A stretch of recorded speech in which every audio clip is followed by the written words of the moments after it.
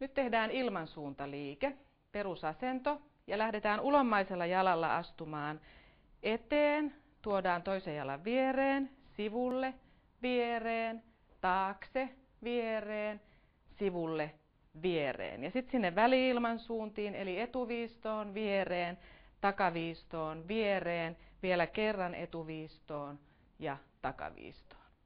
Vähän semmoinen ajatus, niin kuin meinaisitte horjahtaa ja saatte hyvin sitten kuitenkin tuen siitä jalasta, joka liikkuu sinne eri suuntiin.